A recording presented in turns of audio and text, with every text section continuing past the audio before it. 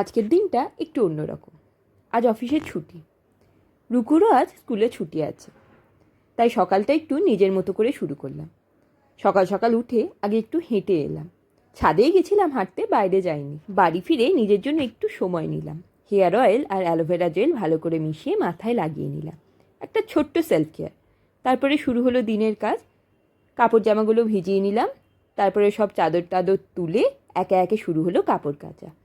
শাড়ি, চাদর, জামা কাপড় সব আজ হাতে কেচে নিলাম। ওয়াশিং মেশিনে কাজ হয় ঠিকই, কিন্তু হাতে কাচার মধ্যে আলাদা একটা শান্তি আছে, যেটা সব দিন পাওয়া যায় না।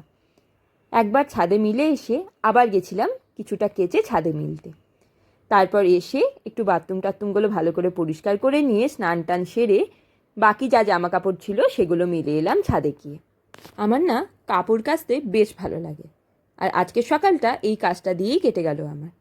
একটু কাজ ছিল, সেগুলো সেরে নিয়ে সন্ধ্যেবেলা একটু বেগনি খেয়ে জামা কাপড় সব গুছিয়ে নিয়ে ইস্ত্রিও করে নিলাম কিছুটা।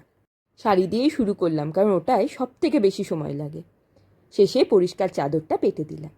রোদে শুকনো কাপড়ের একটা আলাদা গন্ধ থাকে, সেটাই আজকের দিনে সব থেকে ভালো লাগার মুহূর্ত। আজকের দিনটা সিম্পল ছিল, কিন্তু বেশ ভালো ছিল।